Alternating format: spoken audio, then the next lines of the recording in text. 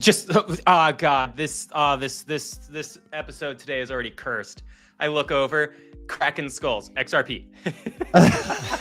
XRP. I did see a DM from Kraken somebody Skulls. that I'm never gonna forget your name. Yeah, well, there you go. With the thousands of people's names who come through this live stream, congratulations, Kraken Skulls. I will never forget you.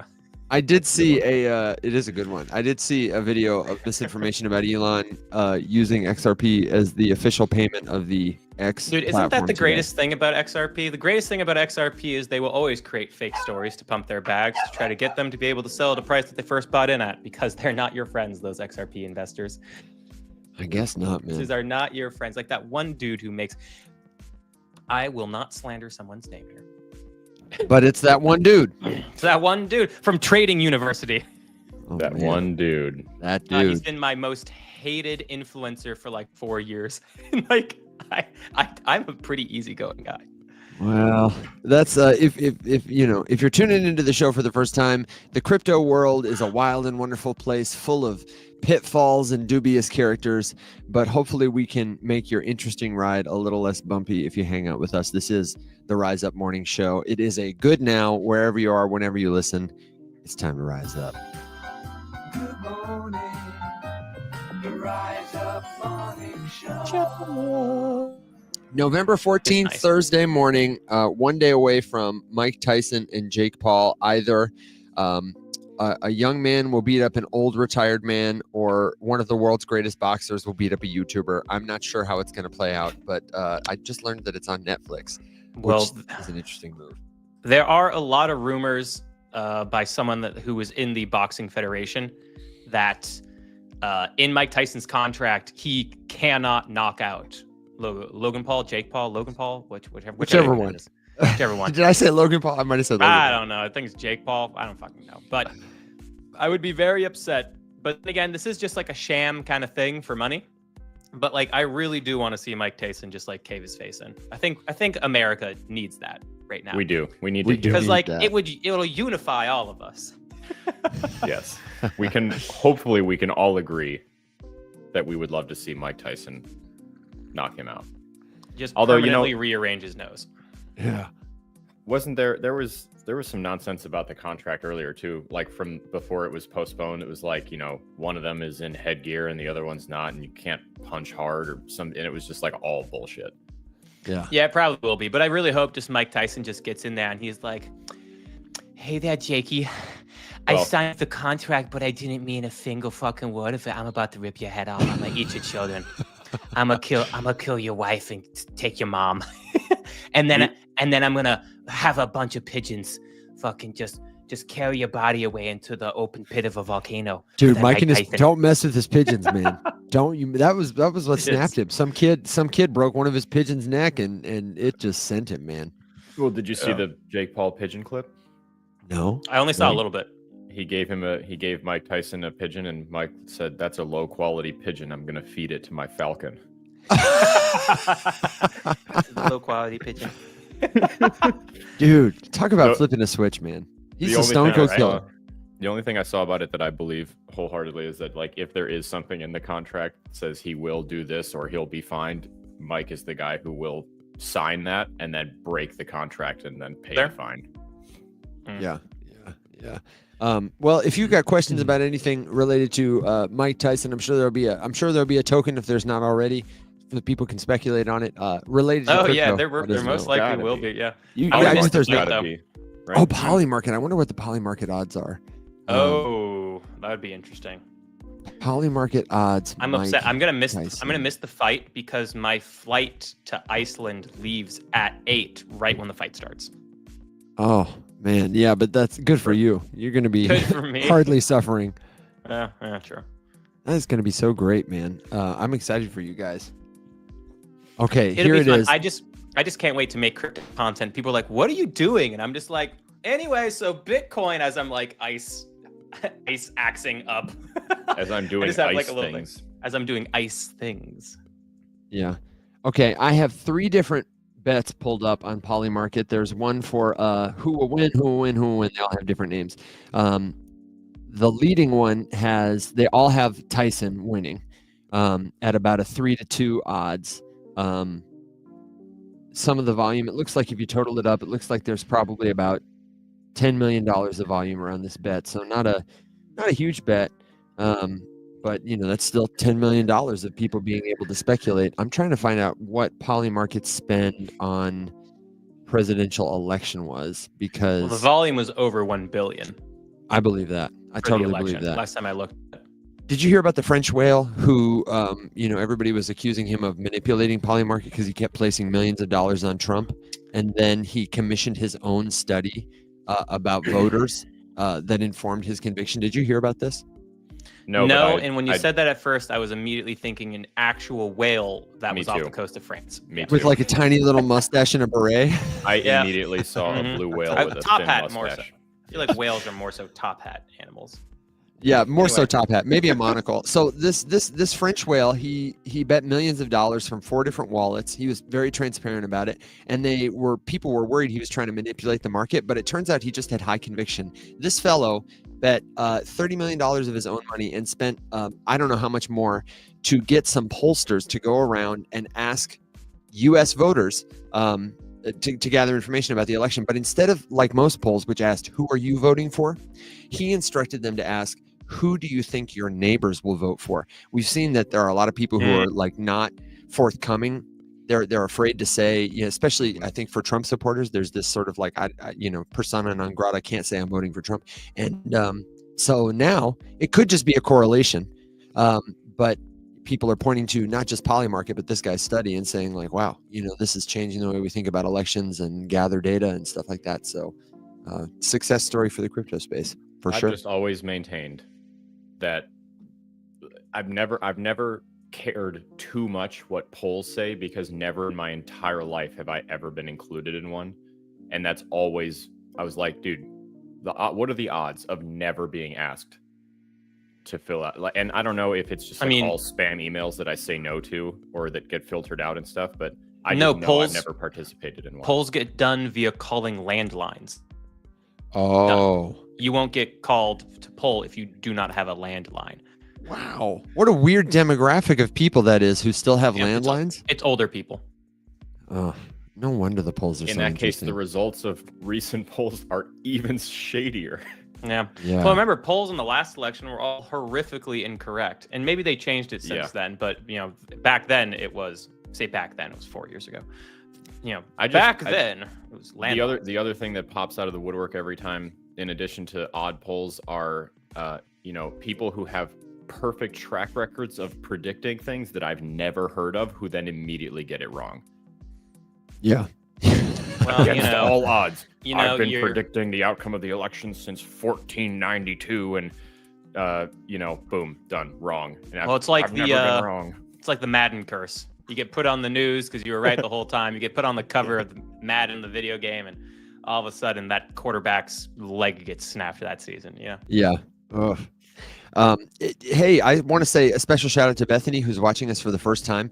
If you're new, you're watching us for the first time, check out the Rise Up Morning Show, check out Rise Up After Dark. All of it is available for you at theriseupmorningshow.com. We're here 4 days a week, 5 times a week, live to answer your crypto questions. We had a great episode of Rise Up After Dark last night, and our theme on After Dark is sort of, we let our hair down and we venture into the bowels of the cryptocurrency space to do project research. Everybody in crypto always says, do your own research, do your own research. Can you put that on the bumper sticker for Rise Up After Dark, where we, the hosts, let our hair down and enter the bowels of the show? Yeah, right? Yeah, I'll add that to the list. That's the bumper sticker. I don't think we're ever going to get a sponsor, guys. But if that kind of thing sounds interesting to you, you can check it out on our YouTube page. We've got a full playlist of Rise Up After Dark episodes where there's a good chance we have researched your favorite altcoin, whether it's Chainlink, Shiba Inu, Pepe, Axelar, Arrow. We have given our comprehensive thoughts and shown you a look behind the curtain of different types of investors, us, how we, when we hear about something, decide, is this worth spending more time, attention, or money on? It's a pretty critical skill. Everybody will do it differently, but there are lots of tools, tips, and tricks you need to know. And the best way to learn them is by spending time with other people who are using them in a community where you can ask your questions, share what you know, learn and grow together. And the good news for you is we have a free Discord community that's like the hub for all of it. It's at discord.gg/riseup. It's totally free to join. And the best way to learn crypto is to spend just a couple minutes a day hanging out with people who are actively in the space. We can help keep each other safe, avoid misinformation, and we say rise up together. I know we have some economic data coming out today, or maybe it's already come out, Will.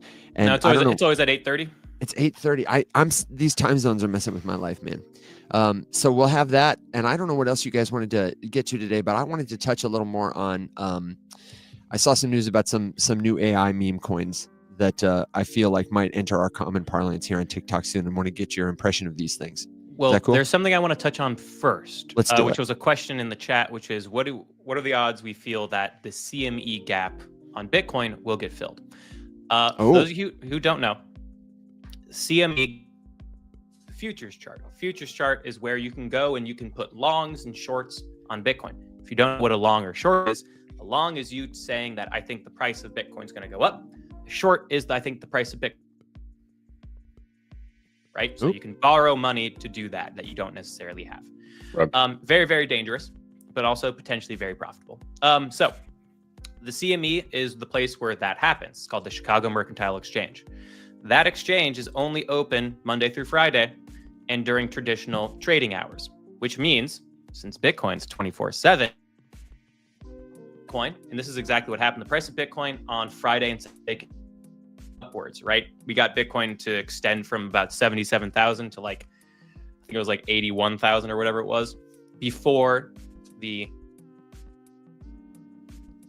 Will, can you hear me? Now, why do we care about that as traders or investors? Why do we William. care about a part of the chart? Well, Yes. you need to wiggle the rabbit ears on your internet modem. Yeah. 1 second. You guys run it away. We'll talk about the gap in a second.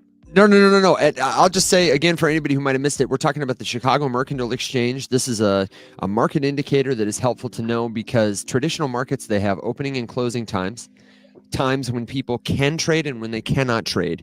And what this results in is sometimes at the end of the day, the price is different than the beginning of the next day. Unlike, cryptocurrency markets, which are on 24/7.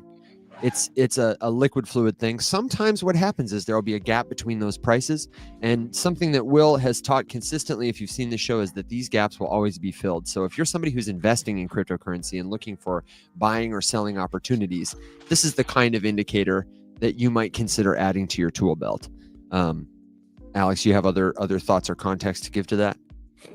No, just laughing at Mike. Will, here's the alpha. Do this and you'll be golden. Static internet drops. I mean, it reminds me of the bit that's like, son, I have to come closer. Whatever you do, no matter what, don't. And then he dies, And you're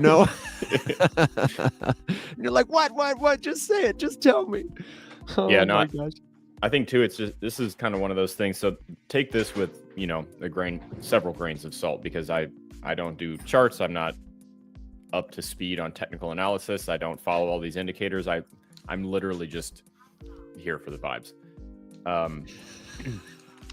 But whenever you have crypto that goes into price discovery, and then it stalls, that one of the things that I always worry about is just okay, well, now people who just wanted it to go up forever are going to get scared. Then you have people panicking. Then you have big profit taker, all these different things all start kind of competing with each other.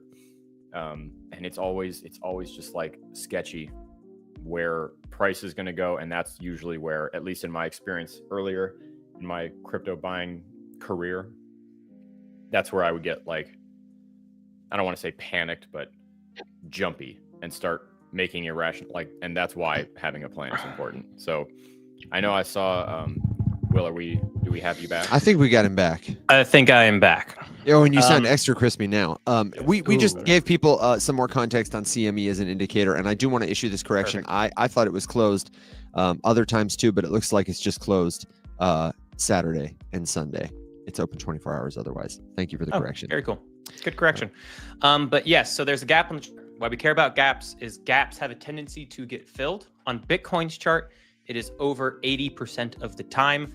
On the stock market, it's over 90% of the time.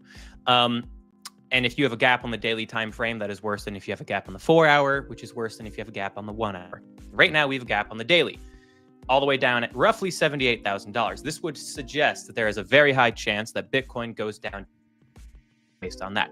Do I think that is going to happen? No, I don't. I think this is going to be a very, very, very rare instance where the gap does not get filled. And the reason why, right now, if you look, And the reason why, freeze. Will is about to share a prophecy with us that the So- universe does not want us to know. what am I? The hand of God just came down and squeezed the life out of your bandwidth as soon as he said it. And the reason why, Oh, man. And the reason why, Freeze. and then, God, freeze. Go ahead, tell us the reason, because we're with you now. Okay. Come on, internet. I'm gonna have to call Starry. But the reason why is we're holding $90,000 as support on the daily time frame. Another reason why is on the monthly chart, we have a ton of room to the upside. So any correction that we get on the daily time frame should be minimum and also short-lived. Is we are in an international arms race for Bitcoin across major financial institutions, Yeah. corporations who will start doing it this December, as well as nation states, right? And that is a level of demand that we cannot fully comprehend. It is such a bullish situation right now for Bitcoin and Bitcoin holders specifically, and I mark that as a difference from altcoin holders at the current point in time. That any correction that you think could happen, your most bearish scenario, my personal advice, figure out what your most bearish scenario is, cut that in 2/3, and you might not even get that still. So if you're looking to buy Bitcoin, I saw a question, should I buy Bitcoin right now? If you're looking to buy Bitcoin or you're looking to buy altcoins, I would really suggest that if you get any red day, start buying a little bit. Don't buy all at once. You know, if you put in 50% of what you have, and then with the rest of the 50%, buy 25% the next day, 25% the next day, 25% the next day, 25% the next day. You know, average your way in. Do not wait for a really lower low, like $78,000. If You might never get it. You might not ever get it. You're in a bull market. Casey said something fantastic last episode yesterday, which was you're in a bull market. You have to get comfortable at buying higher highs because you're gonna get even higher highs and you're gonna get higher lows. You have to be comfortable at buying in at higher price points. Yeah, and the other thing too is you have to get comfortable selling. Like if you're selling for the first time in a market that's only going up, that can be really nerve-wracking. And just remember, you don't have to buy in all at once, and you don't have to sell out all at once either. If you're in the comments here, I saw a comment about I've been holding a lot of Doge since like 11 cents, and you're up big right now.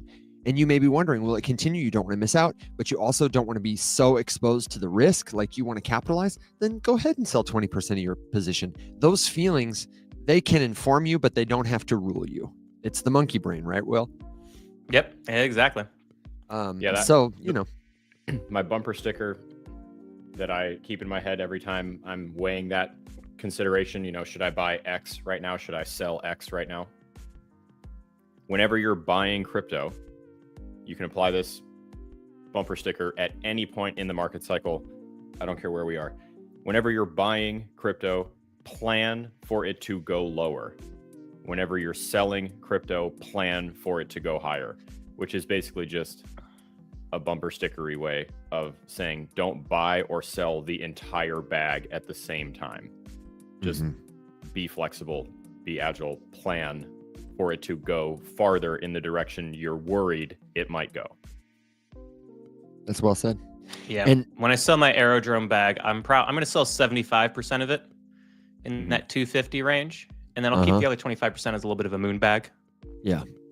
A moon bag is a phrase you're going to hear often in crypto if you're new. It just basically means you don't want to exit a position entirely in case the price goes to the moon. You know, maybe Doge goes up to $2. It's a new all-time high or whatever. I don't know. And you just sell all of it because you're sure it's going to crash. But then it goes up to $5 and $10. You always just want to leave a little bit. And a lot of people will do something like, you know, if you invested $100 and the price goes up 2x, you might take $100 like equivalent out so that you still have some tokens left in the market and you're playing with free money. You've got your $100 back. So anything you win or lose is on the house, so to speak. If it goes to the moon, your bags are packed. You won't be left behind. Get good at leaving a moon bag. Yeah, that good rule of thumb. You know, whatever the amount that you leave in as the moon bag. Shout out Wendy. It should be enough, or you know, the threshold of how much you sell should just cover your entire position. You know, so was your example, Will or Evan, $100?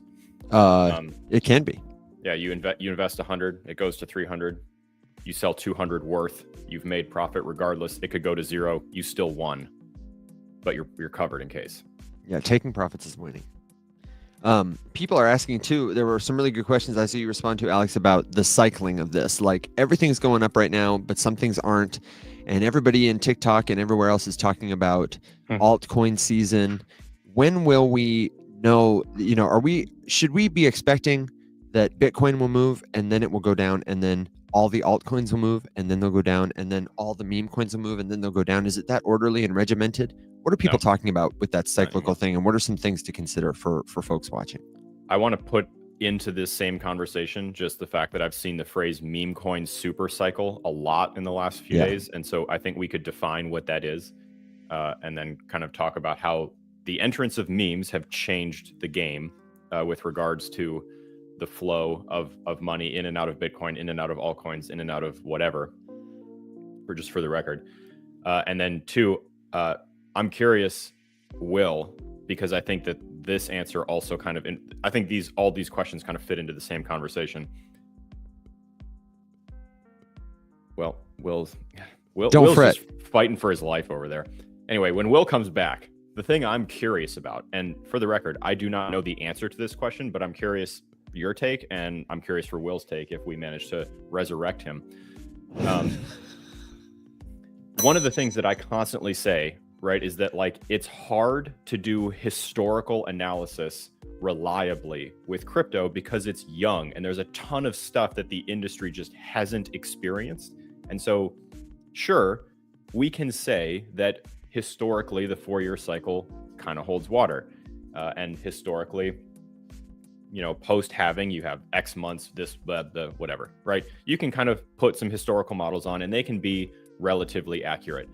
But cryptocurrency has never seen a depression, right? Cryptocurrency did not see 2008.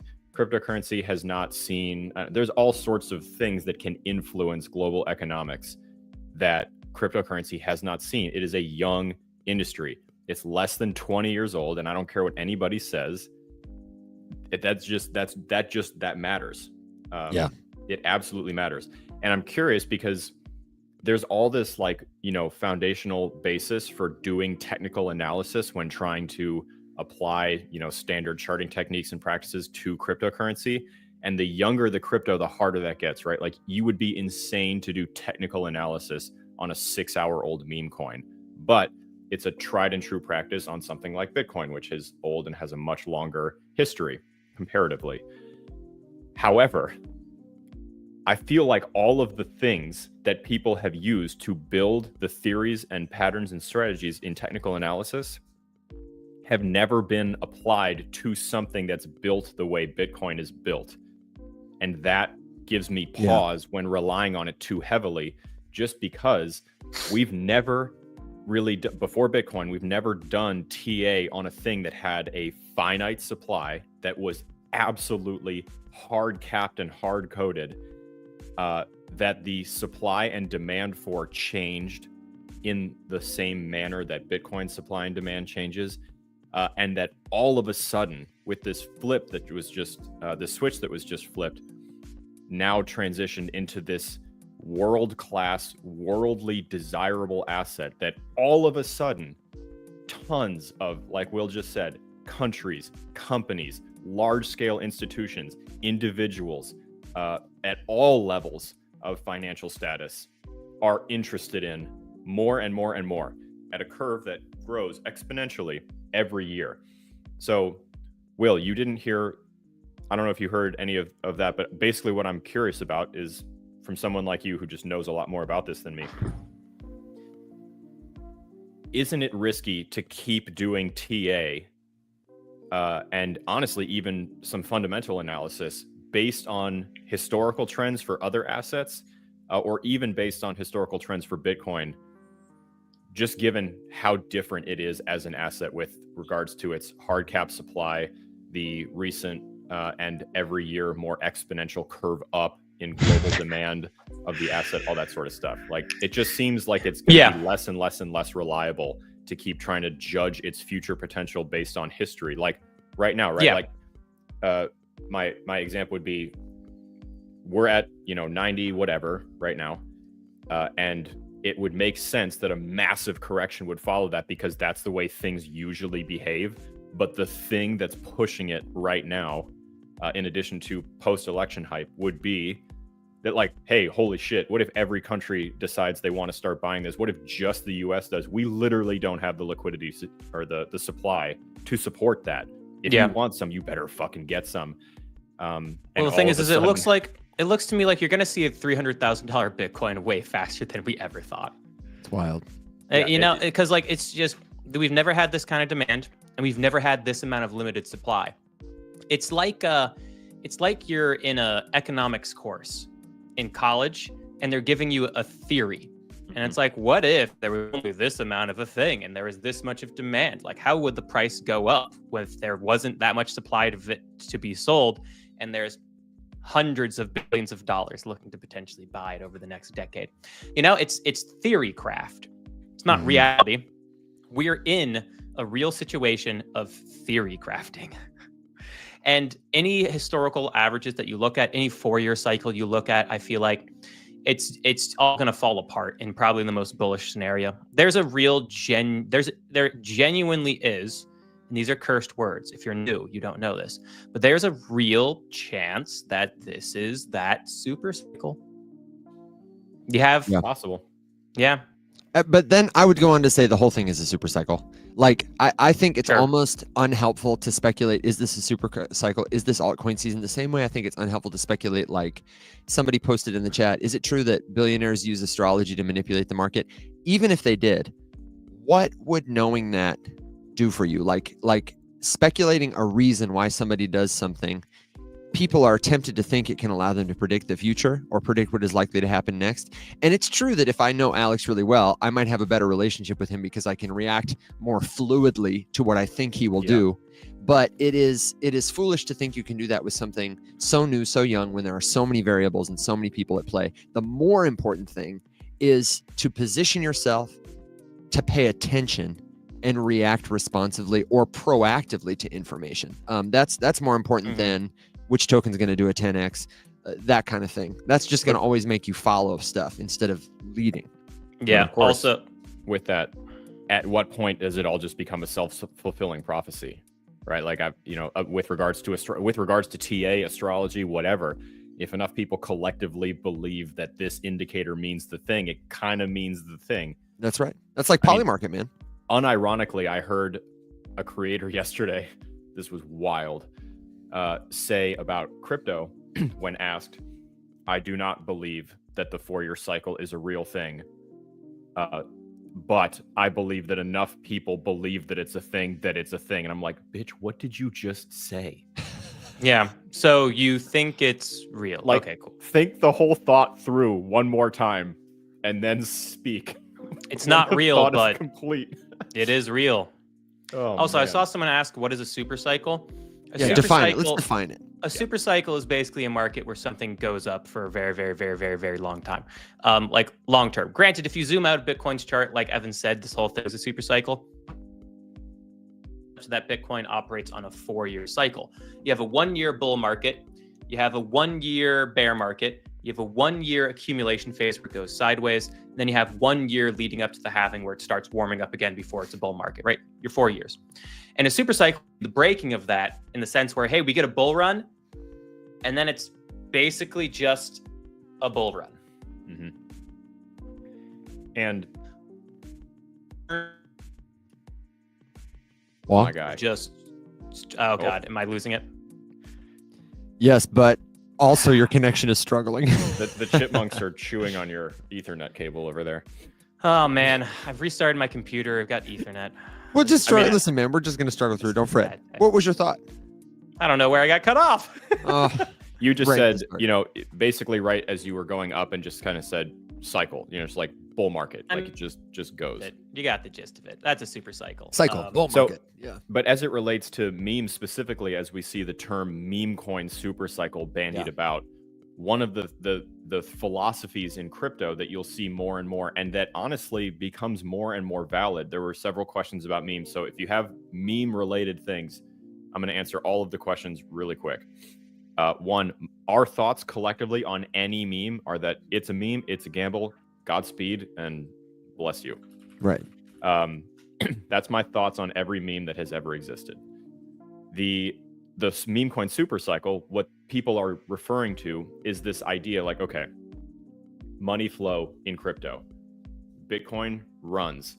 Profits come out, they go into big alts. Those alts run, profits come out. They go into small alts, run, profits out, memes.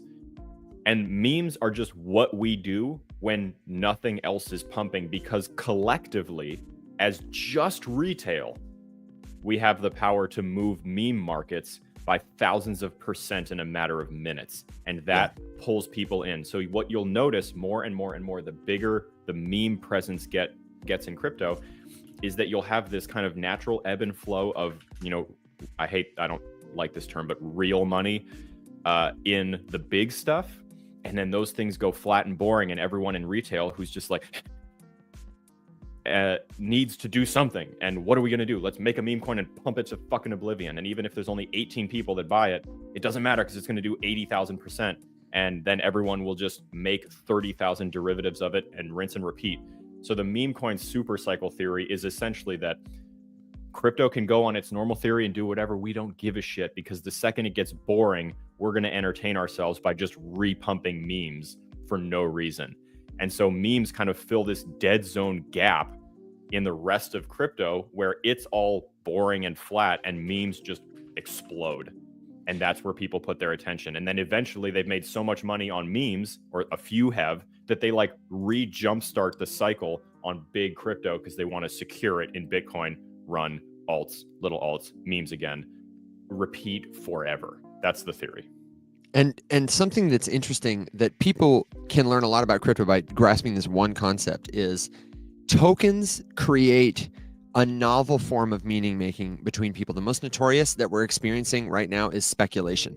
When there's a dollar value attached to a token, it is easier for everyone on the internet around the world to participate in speculative behavior. If I want to have a betting pool with somebody in Ghana and somebody in Russia and somebody in China, even on the internet, it's hard to do without crypto. What are we going to do? Use PayPal? Split the bill? Like, there are so many archaic solutions that don't exist for that.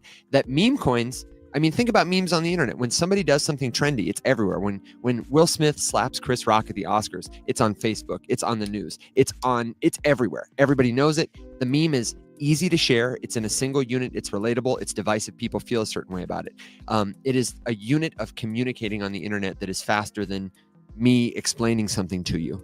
And tokens plus memes, they create this kind of velocity for speculation, so that now, you know, Thanksgiving's coming up. We were joking on the show yesterday. It'll be no time before somebody has a cranberries in a can token and somebody has homemade cranberry sauce. And those tokens will compete for liquidity and attention, because it is, like Alex said, easy for somebody to experience culture, speculation, when the market caps are low. I don't even think it's that when things are boring, Alex. I think it's more like memes will be the intermediary space that we will just fill.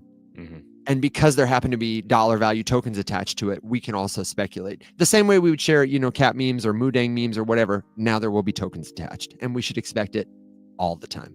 Sometimes it'll be higher than others, but all the time it's going to happen. In practice, that's it. I've definitely observed people literally have the thought process like nothing's doing anything. Memes.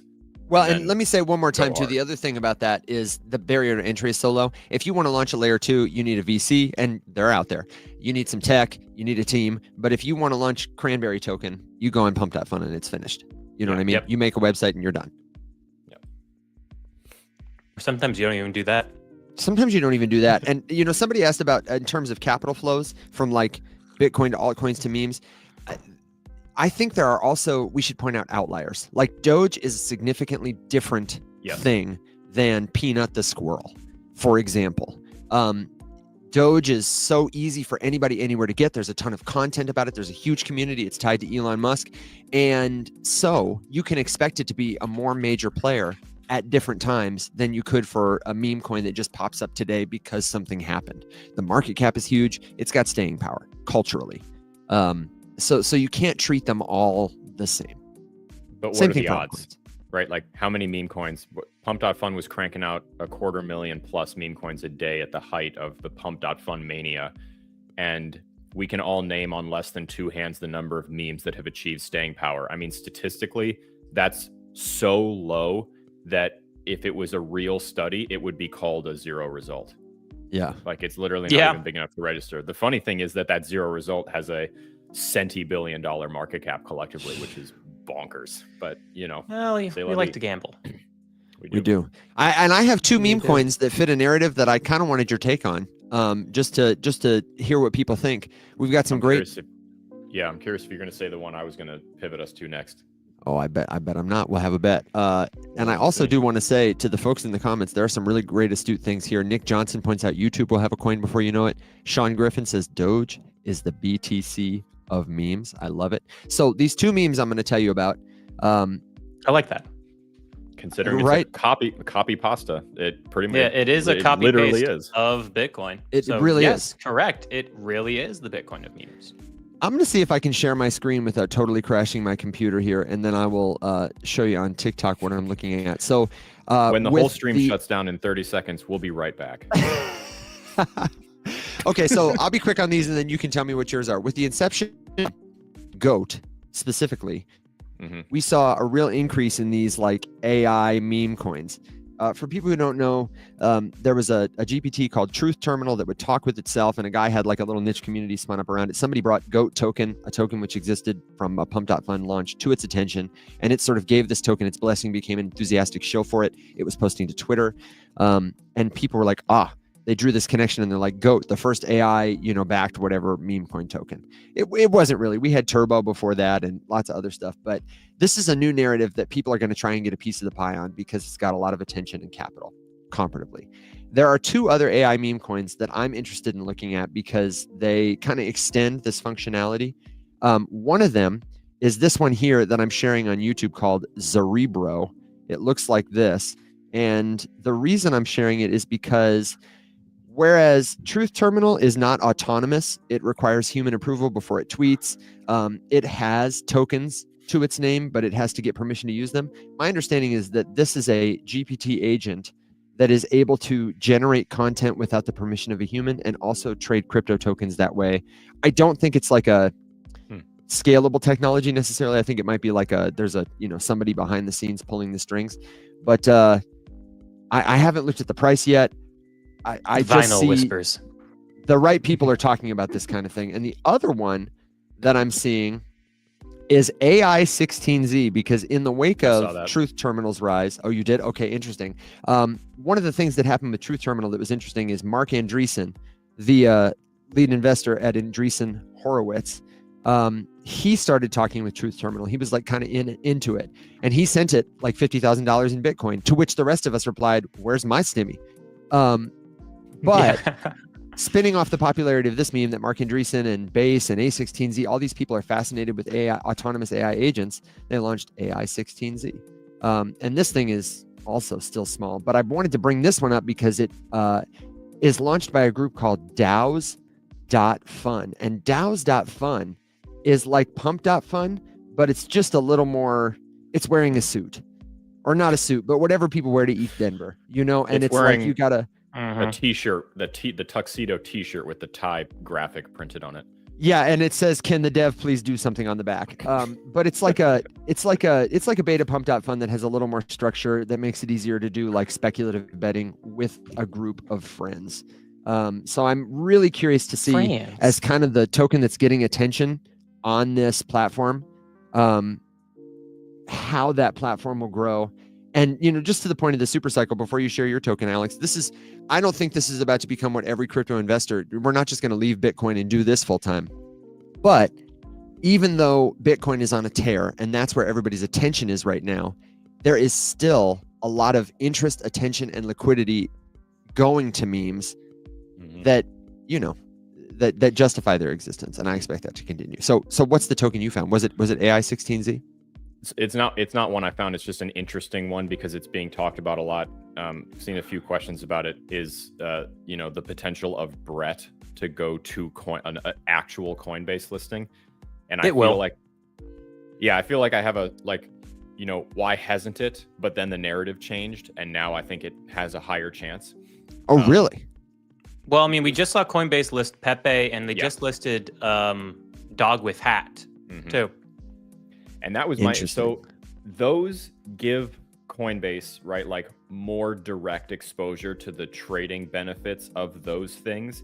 And I was like, well, Brett, they don't have to. It's on base. They're making buku bucks off of it being traded anyway because they own the blockchain. Yeah, they're missing customers though. Yeah, they could double dip for sure. Yeah, exactly. Putting it on the exchange. That's why Aerodrome got put on the exchange. That's why Moonwell got put on the exchange. That's why Brett will get put on the exchange too. The demand's there. They can make trading fees off of it. There are people who will never go on chain. So why not double dip? No, yeah, for real. At that point, it is literally a why not. And also they make more money if you do it on Coinbase. Yeah, totally. Yep, yeah, they make more in fees. They accidentally made Base's gas dirt cheap, so... Accidentally. Oh no, it's too cheap. We're Italian for some reason. Come on. I saw a question just about Uniswap and Avi having 10x potential. And honestly, so again, I think I can answer does crypto XYZ have whatever percentage potential? I think I can answer every single one of those questions all at once just by saying, I keep making this joke, but it's genuinely seems relevant. In the beginning of the show, Whose Line Is It Anyway? There is the famous intro line where the announcer says, welcome to Whose Line Is It Anyway, where the rules are made up and the points don't matter. And if we are watching Bitcoin rediscover itself because all of a sudden the entire planet decided that it wants it and there is simply not enough for even 10% of the planet to have it, and what's going to happen to it?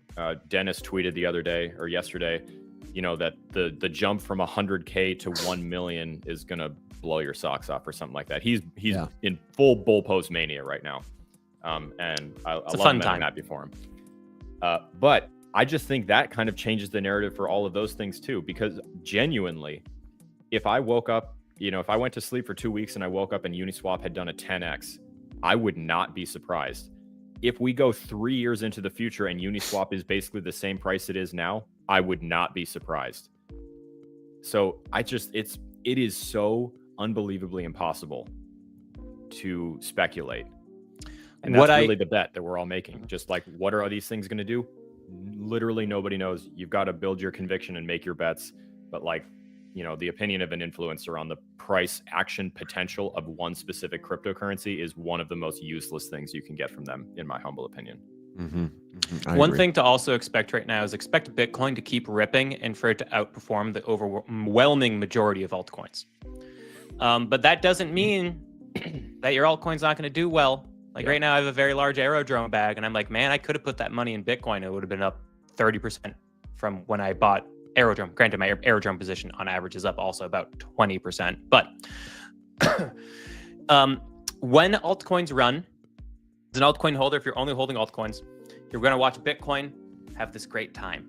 And your altcoin, maybe your altcoin that you have is just chilling. Maybe it's down a little bit.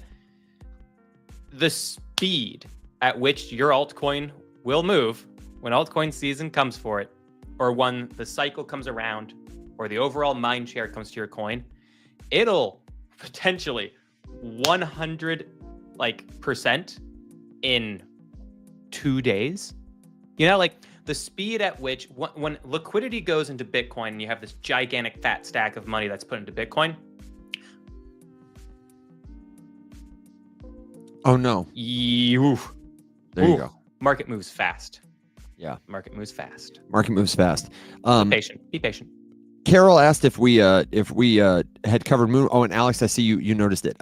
We've graded Moonwell before, Carol, and it's on a previous episode of Rise Up After Dark, which you can find at the YouTube playlist Rise Up After Dark. If you're just joining us for the first time, you got questions about an altcoin, or you have a crypto question that we've missed, then don't hesitate to jump into the Discord server. It's like our hub for everything. It's free to join. It's right here on the screen, or right here if you're watching on YouTube. And we have a great community of learners there at all levels of experience. We would love for you to come back and tune into the show, but also get plugged in there. We've got a lot of free resources. We've got classes. We've got coaching to help you, we say, rise up. Guys, is it okay if I bring up our friend Papa Aztec? I think he's got a question. He said he did it on accident. Oh, you did it on accident. Okay, well, if you are, a premium member like Carol, or a regular friend of the show, and we know you, and you want to come up and ask a question, feel free to do that. If you request and we don't bring you up, it's just because we don't know you yet. And I emphasize the yet, because we would like to jump in the Discord, get to know us, spend some time hanging out, and then come back and ask us your crypto questions. Can I answer a quick question we saw from the chat? Yes. And then take me wherever you want to go. I had a really good conversation in my comments, and I don't know if you're still here. I'm sorry, I've forgotten your username, but these are some questions we get a lot about Bitcoin specifically. As we were talking about like the super cycle and the liquidity. Will, you said something about individuals, companies, governments are about to flow into this space in a big way that we have a hard time even grasping. So somebody was asking me who like compared to something like gold, who accepts Bitcoin? And what if the government, aren't they going to do a CBDC? What I want to emphasize for people, especially if you're new, is there is a growing network that is global of people who are accepting Bitcoin. And it's not just people like us. It is more people accept Bitcoin as a currency than gold. Absolutely. Yeah. And it is a growing amount of people, companies, governments, including the US government and institutions that are eager to get their hands on how much Bitcoin? More. And over time, even if they decide to do something like a CBDC, which I don't think is unlikely, imagine a world where your government says you have to use our currency, or they have a currency like that. Wouldn't it, for some people who are maybe concerned about privacy and freedom, it would make you want to use something that was global, uncensorable, peer-to-peer, that even if they outlawed, they could not stop you from using. That's what Bitcoin is. Gold shillings. Yeah, Bitcoin is the freedom of that. Plus, it's not as heavy as gold. You can take it with you. Nobody can forge or fake it. Gold shillings. Yeah. So I just wanted to clear that up. And if you have more questions about Bitcoin, those are such good questions, but I hope they help somebody have a light bulb moment. Also, Alex, you referred to him as the host of Whose Line Is It Anyway? Put some respect on Drew Carey's name, man. I didn't say the host, I said the announcer. You didn't even call him the host. You called him the announcer. Well, like that's a demerit for you, man. Oh my God. Evan's just stoked that he knows a TV thing. He is pretty pumped. I'm pretty pumped about that, honestly, truly. Go ahead. Go ahead, Will. Ooh, I was going to change it to macroeconomics, folks, unless you want to finish the thought. All I was going to add was just my hot take on the CBDC thing is that we have one already, which is why I'm like less scared about it. Could it get worse? Sure, a lot of things could get worse, but like we've seen a Canadian trucker example is a great example. If the government institutions in charge of your money really wanted to force you to spend it by a certain time on a certain thing, or let it expire, or take it away from you, or freeze it, or block access to your funds, but they can do all of that already. They can track all the movement of all of it anywhere that it's digital. The overwhelming majority of all of our money is digital now, and it has been for decades. I'm so like the CBDC thing. It pisses me off because it's like a fear-mongering, bullshit tactic that I feel like a ton of people use to scare people into stuff that is semi-unreasonable, not necessarily an invalid concern. Like I'm concerned about what the government can do with our money literally right now, which is why I opt out and use Bitcoin.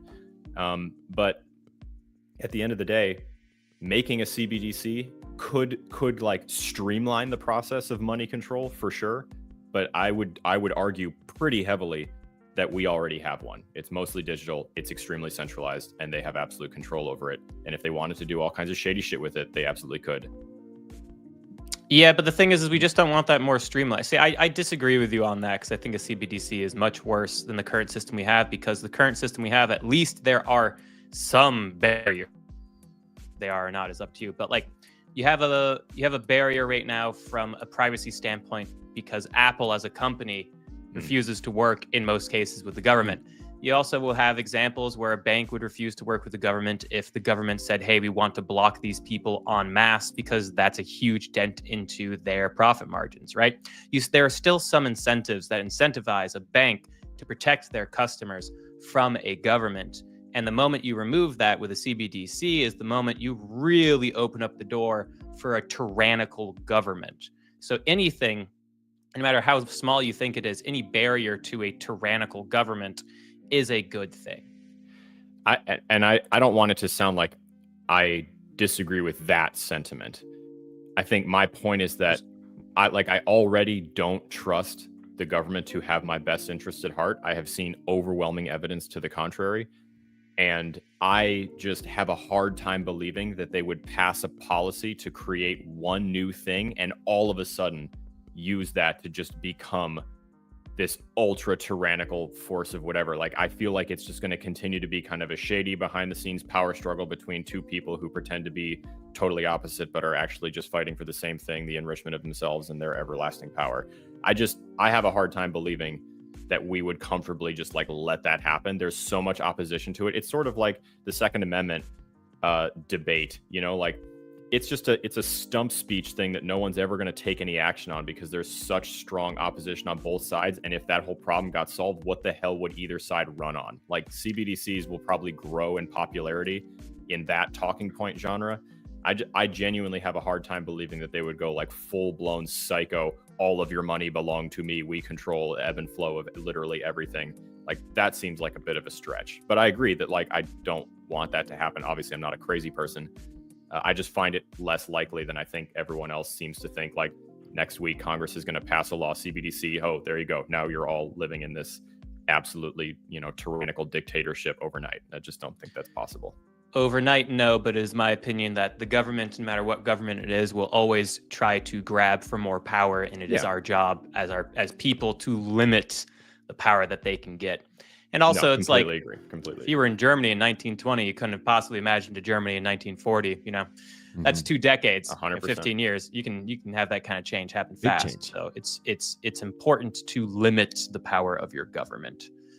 Can I answer one more question? They will take that power. They will. Can I answer one more question before you take it to macro? Yes. There's a really good discussion happening with Ambrose down here. I love seeing you in the comments. You always ask great questions. Thank you.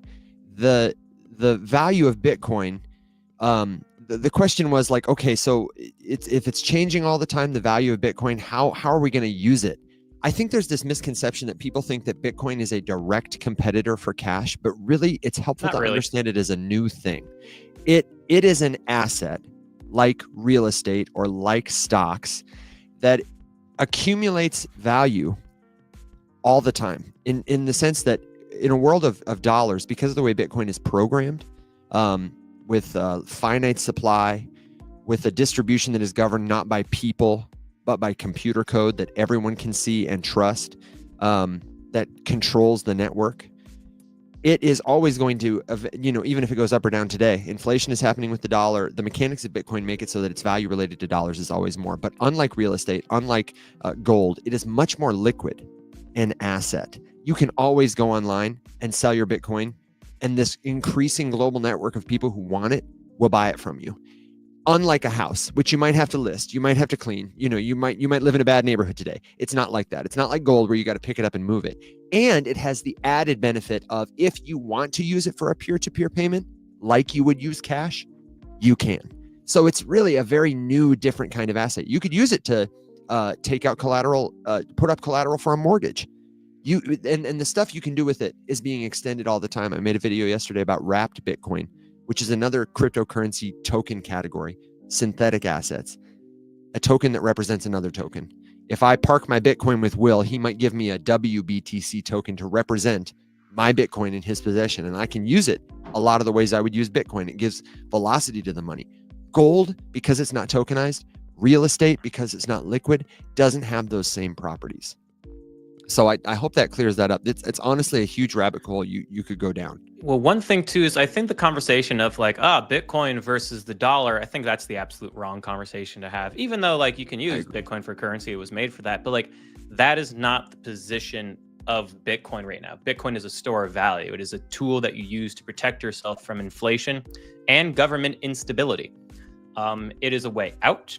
It is a way to preserve your value. It is not necessarily the greatest currency.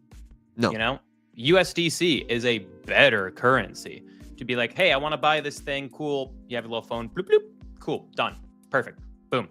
With Bitcoin, you go, you're like, cool. Now wait in this holding cell for 10 minutes while we wait for the block to finish. And maybe you'll be here for an hour. And then once the confirmation comes through, now you can leave the holding cell of this Macy's. You know, Bitcoin's not the greatest currency. It is the greatest store of value. So when you think about Bitcoin, don't think about like, oh, but like people don't use it as a currency, but people are using it as a store of value. It is the #1 most popular ETF product in the world right now, bar none. And it is historically so. Look at Bitcoin as a replacement of gold, not a replacement of the dollar. Yeah, well said. My 2 cents. Wait a second. Uh-huh. I was like, oh, look, because we get, these happen all the time.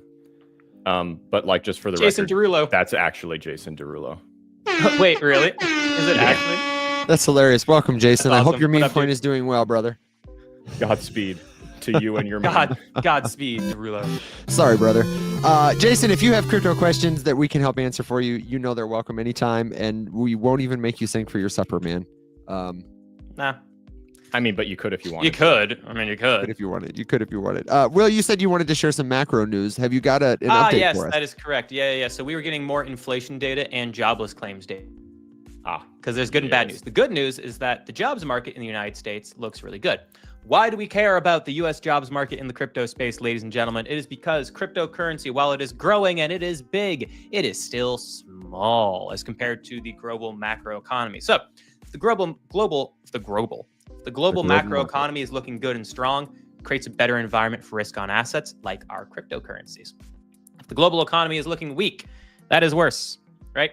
Creates a scenario where maybe we're expecting a recession. Recessions are bad. Don't have to tell you that. Now, the jobless market was good. We got initial jobless claims data this week. They came in at 217,000. The consensus, the forecast was 224,000. So fewer jobless claims is good.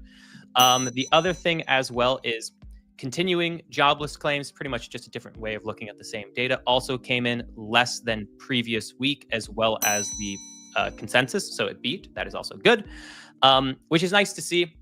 Also, it's something that I was calling for, where the last bit of jobless data that we got was bad, but it was highly influenced by a shit ton of strikes and 2 gigantic hurricanes, right? And I was telling everybody, don't be too worried about that. And we've continued to go up since. And now the jobless market looks like it is starting to heal a bit. The issue is that inflation is still hot. We got PPI inflation data. This is an inflation measurement, not of the goods that we go and buy as everyday people, but is the inflation of goods that businesses purchase from other businesses, like a retailer purchasing from a manufacturer.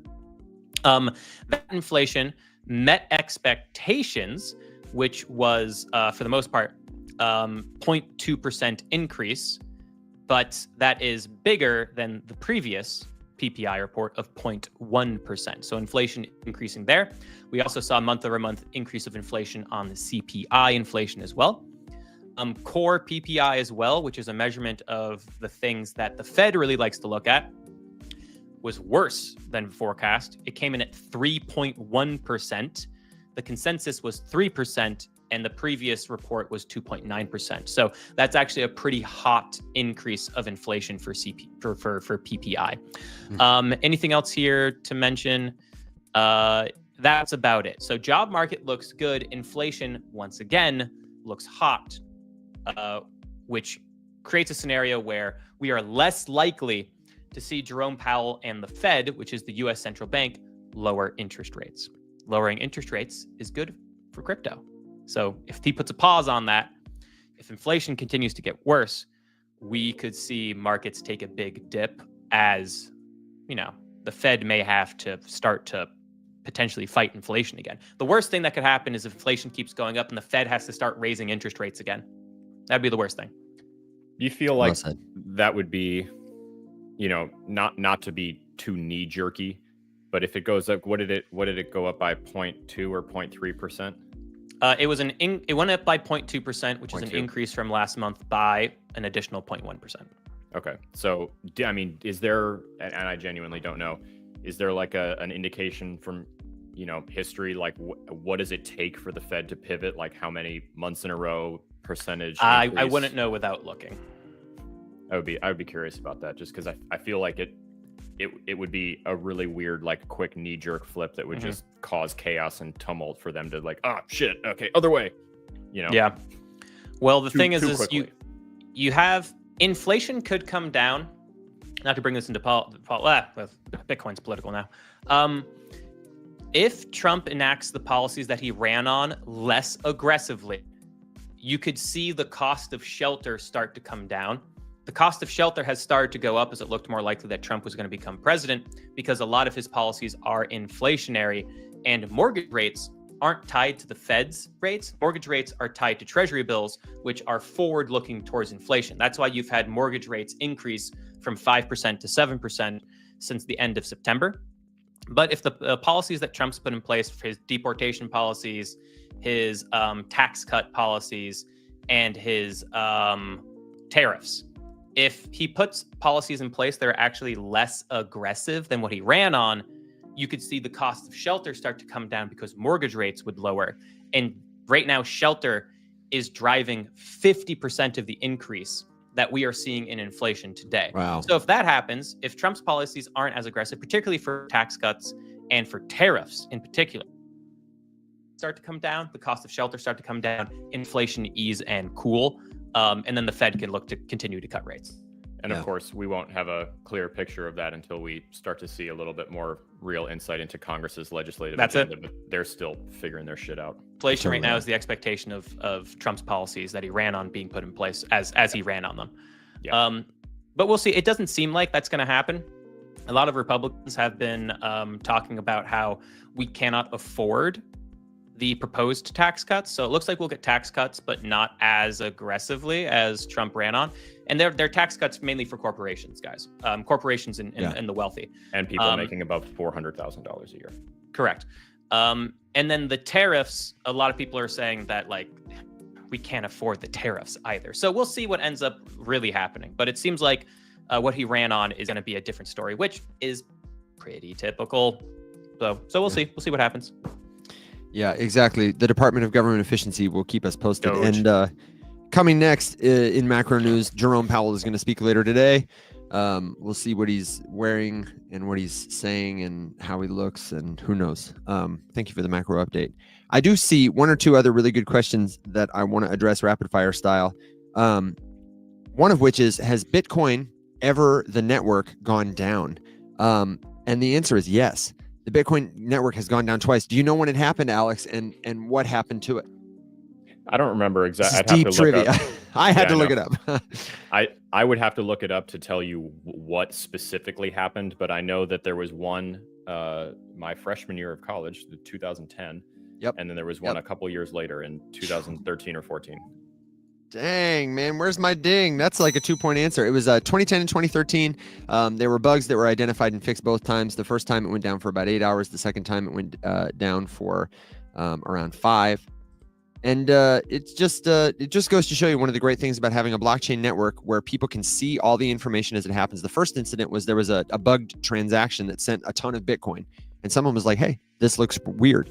And so all the node owners, the operators and validators, the miners, not validators, the miners, they came together and said, yeah, this does look weird. And they were able to collectively form a consensus and address the problem and then just reset the network. Really cool thing about blockchains. And I wanted to ask you guys this other question that will get a little deeper, but let's not get too into the weeds. Joe, our friend, asked us, could it happen that we experience a second halving this cycle, like that the timeline of the halving changes? No. And the answer is no. So but can you explain the mechanic that makes it work? the question was, could we have another halving happen? Just happen. The answer is no. It's hard programmed into Bitcoin software for a halving to happen only every 4 years. There's no way, shape, and form where another halving can just happen at another point in time. That's right. It's based on the number of blocks that have been mined. There is an algorithm that more or less functions as the gatekeeper of all the supply of Bitcoin. And the miners, they are using supercomputers to solve complex number guessing equations. And the gatekeeper, when they guess the number right, releases Bitcoin into the system. They put a new block on the chain, and they have a schedule such that every 4 years a halving will occur. Every, how many blocks is it? 10? I forget how many blocks. But they will adjust, this digital computer gatekeeper will adjust the difficulty of the numbers so that there can be a new block added approximately every 10 minutes. If people aren't participating in the guessing, if, you know, the world blows up and there's only one more miner, the problems will get easier. If 1 trillion people start mining Bitcoin, the problems will get harder. It's based on, you know, their computing power. So it's like the entire world blows up except for like one miner in Texas. Validating Bitcoin. Yeah, exactly. Just floating on a rock in space. Just in a bomb shelter. Bitcoin. Yeah. But I got my Bitcoin. It's once every 210,000 blocks, which works out to roughly once every 4 years. But the exact date and time of the halving does fluctuate a teeny little bit. You know, we have like a pretty good guess.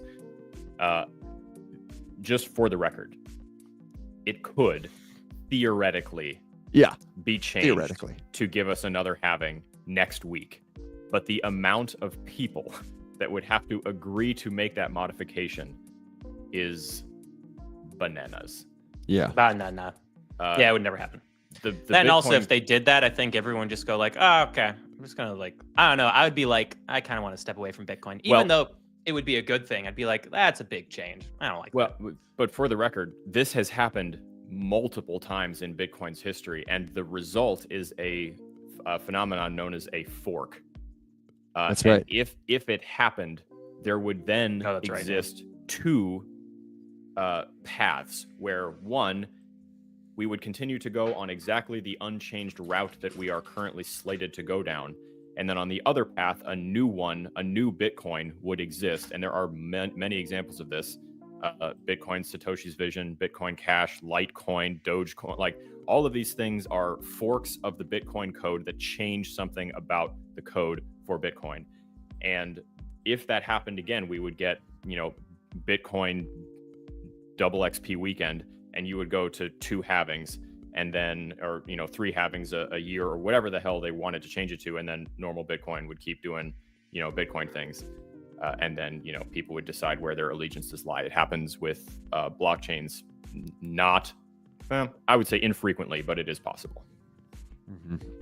And if you want to see a visualization of this process happening in real time, is it Mempool, guys, that does the kind of like block conveyor? It's like a cool conveyor belt that shows transactions queuing up. Yeah. Check it out. Oh, yeah. And it's a really helpful visualization of like how the batching of transactions and the processing, validating, you know, like the actual addition of, because remember, blockchain is just a record of information, and it eliminates the need to trust people you don't know because it keeps the true record. The longest record is verified by all of the participants of the network and then added to as new things come in. That's how it helps us trust people. It is a Mempool, MEMPOOL, is a Bitcoin blockchain explorer that just has really nice graphic visual representation. Keep it up for a second. I'm going to show the TikTok people, because it's actually, it looks a little scary, but it's, you know, if you click around for a minute, you can kind of see like these are you know, just different. Scary. Yeah, exactly. It shows you the blocks that have been processed, the blocks that are about to be processed, the reward. It tells you like which miner processed them. This is a visualization of the, you know, different transactions queuing up. You can see some are bigger, smaller, some are, they're just rearranging themselves in real time. It's fun. And Doug's got a good one too. Doug, if you're in the chat, tell me what the one you like to use is, because it's like a conveyor belt. It's really cute. Yeah, so cute. It's neat. I mean, up here, cute. You know, watch the blocks come through. Who mined it? That's what we did on the halving night. Alex and we said earlier this week, I was more excited to ring in the halving and watch that block come across than I was to see Bitcoin hit 90,000, honestly. Yeah. That's a sign that Evan, you really are more so focused on the on-chain. Dude. I was going to say the on-chain community aspect of crypto. Yeah. Which is nice. It's very, I love very it. wholesome. Very wholesome. Thank you. Thank you very much. I will pretend that is not condescending. Will's like, oh, cute. It wasn't One day Will's condescending. gonna let me. I'll be paying. I know. Will's gonna be sailing in You his yacht. you and I'll care be you panhandling care on the less street somewhere. you care less about money and more about community. As I say that and sail across on my yacht. That's right. That's right. I know. I will always have a place to come and sit on the. You'll bow of that always yacht. have a I'm place not on the worried about yacht. it. Yeah, exactly. Okay, so we've got about 15 minutes until we ride our dogs and ponies into the sunset for the weekend. And I would love to know where you guys want to take it next. If you've still got a crypto question we haven't answered, feel free to drop it in the chat. And then don't forget to jump into the Rise Up Discord server. It's totally free. The link is here. The link is here. It's the place where all the information for our show lives, the links to our YouTube. Our premium members there, they get, weekly office hours where they can come essentially do coaching for free. They get the PDF guides we make for our classes, and everybody gets to share their questions, learn, and grow together. We've got almost 1,250 members, 1,250, and it's growing all the time. The only thing missing is you. So please do join us there. Ando, how do we feel about it? Someone asks. I hold it. I understand an unlock is coming and am watching closely, considering taking some profits and then rotating them somewhere else. And I might come back later because I think Ando January is a leader 1st is going to be a little tough. It is going to be tough. Ando could absolutely run through the end of this year. It could be one of the biggest runners. Then January 1st, it has a massive supply unlock. I forget how big it is, but it's huge. Gigantic. I feel like it's more than is doubling. currently in the market. Yeah, it's a doubling. Sounds about right. Yeah, so I would sell Ondo in December if you have it, and then potentially look to maybe re-enter it at some point in like February. Yeah, I think it's going to move a little more personally. And if it doesn't, if it starts going down, this would be a good instance where maybe if you're, trading on something like Coinbase and you hold a little Ondo, I know a lot of people who hold it there, you might look into Coinbase Advanced. I need to make a video sometime soon about stop limits. So that you can automatically have a price target in your mind. If the price starts going down, an order will trigger and automatically execute itself so that you don't lose all your position. You don't become a salty bag holder. Yep. And Rocketman, if you want to find the unlocks, there are two really good sites that I like. The first one is called Token Unlocks. That's the name of it. The other one is called Crypto Rank. Crypto Rank. They are both great sites. They don't have every coin's token unlock on there, but they have a lot of them, right? You can go find that. If you can't find them, you have to dive into the white paper for the project. Well, yesterday you were talking about dialects. You asked us how we pronounce the word scallop. Mm-hmm. And I forgot this then, but I wanted to say it now. How do you say that word E-V-E-R-Y? Ivry? Yes, I love this about you, that your short E sound at the start of words comes out like an I. A lot of people I know say it like but yours Avery. is an I. Ivry. Avery. If I was going to do it, every. Not Avery, every. Ivry. Like Evan, every. No, my E's are almost U's. I don't say them, I say them. Yeah. He does. Yeah. I love that. And I don't know a lot of people. Is that a Northeastern thing? It's a Maine accent. It's a Maine accent, yeah. It's the only part of the Maine accent that I have. It's all the lobsters. Yeah, Nick all Jones the gets it. lobsters. Absolutely. Recognize that as part of the Maine accent. That's fucking wild. Also, when I tell people there's a Maine accent, they're like, Mainers have an accent? I go, yes, there is, kid. Oh my gosh. I don't know what that was, but I mustache. like You it. look like you belong on a lighthouse, man. It is, I would enjoy that. The Maine accent is recognized as the #1 most difficult accent for non-English speakers to understand because you do not hear it at all in media. And it should be, it's the Maine accent and then the Cajun accent are the two hardest American accents to understand if you are not a Native American speaker. Maybe American even for Native English. Americans, honestly, truly. Yeah. Like, oh man, Yeah. some of those Cajun yes, folks. Bob, you head on down that road, you're going to run into a big old boom. Go on down the swamp. Yeah. Walk okay. on down past Hammond Lumber. I'm more of a Hammond Lumber man instead of a Jordan Lumber. Man. Okay, so what's on your minds? What's on your brains? What are you thinking about this weekend? Are you Are you feeling Right bullish? Are now, you I'm feeling thinking bearish? about heading down to the package store and getting myself a whoopie pie. Oh yeah, so yeah. Couldn't help but notice that your internet was fucking flawless for that whole thing. Yeah, you know, my internet has a strong main connection. Oh, Kyle, Eagle AI. Eagle AI Talk is to me. going to. They reached out to me and offered me money to make content on them again. I've said no to them each time. I dislike their project greatly. But you're gonna see. I love that they keep trying. Like They honestly, keep trying. You gotta, Well, I'm very polite. I'm like, no thanks. Nah, no, not right now. It's bad time. No. I'm not polite at all. I like to know when they're reaching out to content creators to make That's content fair. for them. And I'm glad that you do that for us because I'm a dick. Yeah, you're And, gonna see a and I'm not lot invited of to the Eagle party AI anymore. videos come out because they're pushing their marketing budget again for people to make videos on it. It's gonna be one of those projects that maybe there's a marketing pump, but that's about it. Didn't Coach Ty do that one? Yes. Of course he did. He's a Yeah, I mean, grifter. honestly, that's a tough question because which one didn't he do? Dude, I saw him and Lucas on a live last night, and I was like, oh, I wonder. And I clicked on his profile, and no, I am still blocked.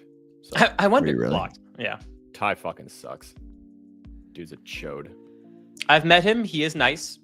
I don't like his I content. believe he is give- nice. I don't give two shits. You can be as nice as Mother Teresa, and then if your entire internet presence is luring and trapping uninformed people into making bad financial decisions because you're really full of yourself and you like making money off of them, you're a piece of shit.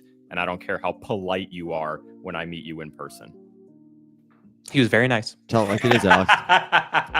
Tell it Yeah. like it is. Most con men are nice comes from the comments. Huh.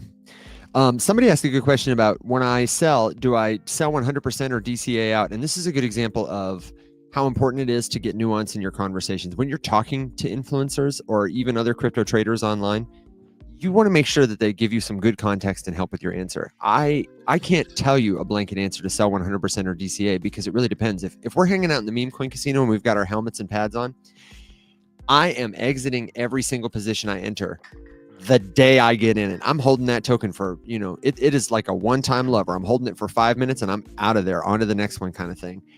If it's something like Ondo that I was considering selling because there's a token unlock, but which I think could have long-term potential because of the narrative it's a part of, because of the results, the proof in the pudding, then I might sell everything but 10%, or I might plan to buy back in later.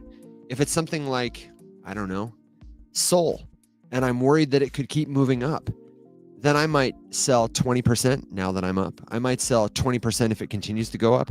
I might sell and buy back in. The most important thing is to make yourself aware, to feel conviction in what you're doing, not be just responsive. The last place you want to be is just feeling like you don't know what to do, but you need to do something, so you take action. I've lost a lot of money that way, and I think we all have, right, guys? Evan, The monkey. can you? I think you're the most uniquely qualified to answer this question because you're the king of this practice. Can you define for where to go, Slizzy in the chat, what the practice of DCA is? What is dollar cost averaging? Great name, Slizzy. You get a point It's for just that. fun to say. Slizzy. I Yeah. feel like you are one of my co-pilots or fellow fighter pilots in Star Fox N64. Slizzy. It's like, Slizzy, no! Fox, no! That's Slizzy's voice. I know. If you guys played N64, you'll get that. Anyway, Oh, yeah. sorry. DCA. That's one I do get. So dollar cost averaging is DCA. It's an acronym, and it is the practice of buying a regular amount on a schedule over time in order to enter a position or exit a position. You can dollar cost average in or out with your investment dollars. And it's proven statistically to help people reduce volatility. If you buy today, 100%, Bitcoin's going to go down tomorrow. It's the old reverse Watson indicator. People who buy a little bit over time, Sorry. I have used DCA Inverse to Watson was doing great lately. honestly, Bitcoin. truly, it really Not was. for altcoins. It was pretty good pretty spot on for altcoins. But yeah, inverse Watson for Bitcoin past few days. Solid. It's my favorite indicator. It is my favorite indicator. Followed It's only a closely matter by of time the before Alex it's on altcoin TradingView. index, where if Alex sells your altcoin bag, it's going to the moon, dude. It's true. Yeah. Those So- things should make it to TradingView, where whenever I sell anything, it gets printed on the chart for that altcoin. Yeah, or And if then, we of give course, something a the bad inverse grade on ones. the Rise Up After Dark show, Yeah. you know, like I don't know. Mhm. We got a whole set of metrics. They So, just but did Hey, it. remember we gave Send Doge it. an A. We gave Doge an A like We did 3 give months Doge an ago. A. Remember that. It's dinging true. us for that. So Yeah. the thing about markets is time in the market beats timing the market, and DCAing is like a living embodiment of that. If you're looking at Bitcoin right now and you're like, man, I want to get some, but the price is up, then set yourself up a DCA. Here's one way you can do it. Lots of sites have tools like this that you can use, but I personally use river.com to automate the dollar cost averaging of my Bitcoin every single day. I buy a little bit of Bitcoin, but I don't spend any time doing it. I went on River's site one time. I created an account. It's an exchange, focuses on Bitcoin. I connected my bank and I set a schedule. I said, every week, I want you to take this much money from my bank. And every day at this time, I want you to buy this much Bitcoin. And now I just get an email every day that says, you bought Bitcoin, you bought Bitcoin. Honestly, you bought I Bitcoin." should do that same thing. Dude, everybody should. Everybody should. I don't have to think about it. If it's a green day, I can go in and sell a little bit. Or buy less. I can alter it. If it's a red day, I can go in and buy more. There are 0 fees on recurring buys and withdrawals. And I'm pretty sure Swan, which is another Bitcoin buying solution, offers the same deal. We have I put my referral link at the exclusive deals tab at the riseupmorningshow.com. And I think if you buy, I don't remember how much it is. It's kind of a low amount. They give you extra Bitcoin if you use my link. We all get it. So check it out, river.com, and DCAing that way. Just again, I go in every month and I move stuff to my cold storage wallet one time. I don't have to think about it, and I'm stacking Bitcoin. That's nice. Yep. I should do that same thing. At the You very least, should. I should be buying Bitcoin every single day. I haven't bought Bitcoin in a while, but It's a good habit, and is a good especially with habit. like money you're not going to miss. Like that is I forget the numeral, but Bitcoin has done like a 64x since its inception, and if it continues on that trajectory, even if it does only half that in the future, Wait a then second. that's like saying What? from its start, 64 times. When did it start? Brother, what? 2009 Bitcoin. Are Wait. you trying to tell me that Bitcoin has only gone up? No, I'm saying at starting from its listing. What's the first listing? There's an historical listing. I'm sorry. For River? No. Never mind. Forget what I 'Cause said. it's gone I up didn't say like the whole sentence. 400 It's gone up many, bajillion many percent. times. But since it was listed on, oh Jesus, no, I'm forgetting the exchange. It was like $1,000 then. It's gone up 64x, and now it's gone up 90x. You know what I mean? Okay.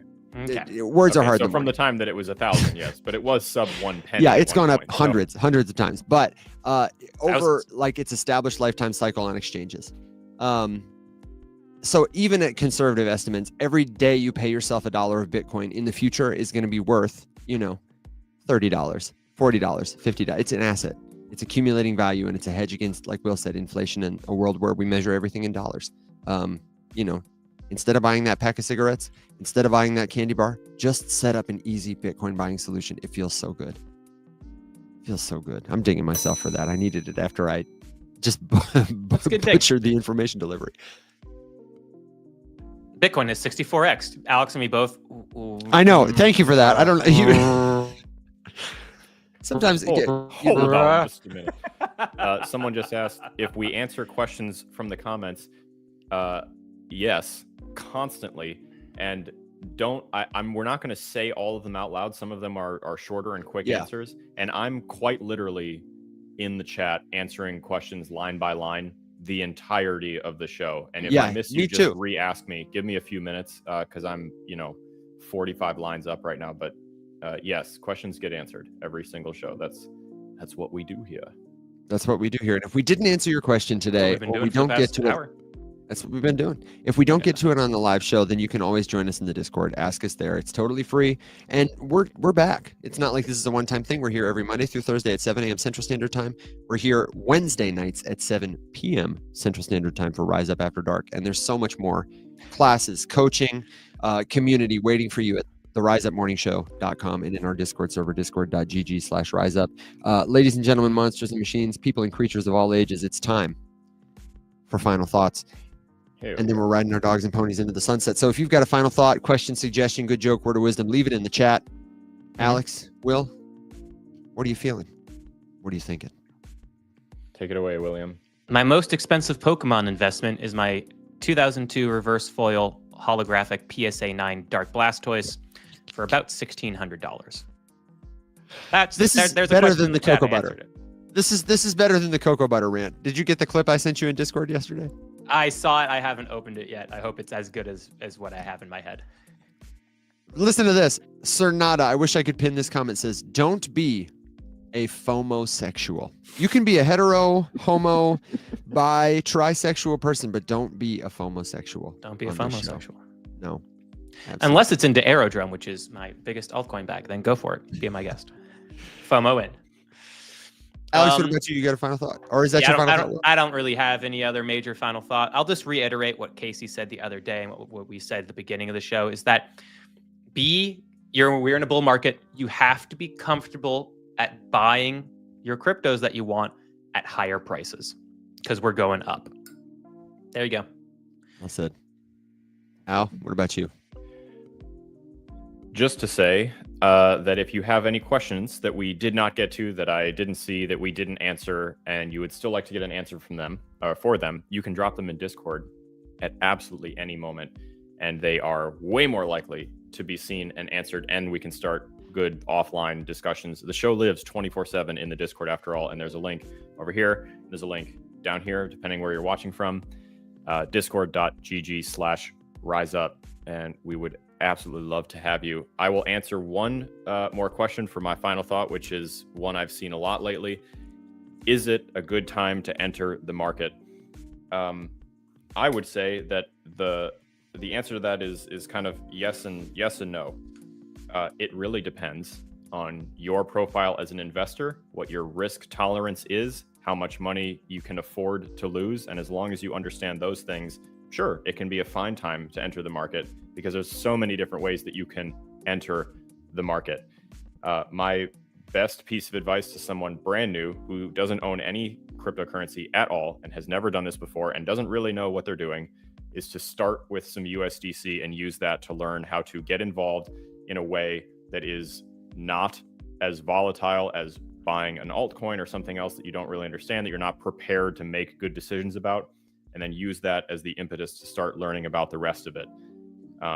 Understand that if you are getting into altcoins or even Bitcoin right now for the first time, it's not necessarily a good or bad idea. It's an idea, and you just need to be aware that the risk profile has changed for entry. It is riskier now than it was 3 weeks ago. It's riskier now than it was 6 months ago. And as long as you're okay with that and you temper expectations and you remain agile, you're going to be just fine. I think it might have been Michael Saylor who said, what's the only thing riskier than buying Bitcoin? Not buying Bitcoin. Not buying Bitcoin. Yeah. So that's a good word of wisdom. The last thing I'll say, my final thought is, these are our only profiles. If you're watching on YouTube, Faceless Labs is it. If you're watching on TikTok, this is it. Follow us. Tap the screen and follow these profiles. Not because we're trying to pump our numbers. Honestly, it's the points don't matter. It's like that. But we want you to stay safe. We have lots of scam accounts and impersonators because we have a modest following and we talk about finance adjacent things. We will never, ever, ever, ever, ever. No legitimate creator will ever reach out to you directly offering advice, asking how your trading is going. What's up, bro? None of that. It is all somebody who is trying to separate you from your money. And if it seems like something is too good to be true or someone's trying to sell you something, they probably are. Is Jason going to sing us out? Yeah, Jason Derulo, if you want to come up and just make a real quick run, we've got a theme song, but we'd love to hear your take on it, brother. Absolutely. And you don't even have to buy our token to come up here. You can do it for free. That's the utility, man. # utility. Follow us. He's got it like that. He's got it like that. I'm so embarrassed because this whole time he's been in here, I've been trying to think of which songs are Jason Derulo's songs because I have no pop culture reference and I was going to sing something. Guys, why is Solnick going down? Because it's nonsense. Because it's bullshit. It is bullshit. That guy is a super grifter. God, massive grifter. I am here to tell you about the biggest meme. No, he's got an English accent and he speaks with a lot of conviction. I thought the guy who made Solnick was Yaboyski. Oh, is it Yaboyski? I confuse him with that other guy. Yeah, Yaboyski doesn't have an accent. But I'm talking about Nick Rose or whatever. A lot of people make money on that kind of stuff, but most people lose it. And that guy is not your friend. He's definitely not your friend. I don't know Yaboyski. Yaboyski. What a great name. It's a fun name. But that's my final thought is be safe out here. Not everybody is your teacher. Not everybody is your friend. And we want to get you connected with other learners just like you. Everyday people like us at all levels of experience who are leveraging what we know to rise up together. And on that note, my friends, catch the link. Find us in the Discord. Until next time, everybody be safe, stay well, and of course, rise up, my friends. Bye-bye.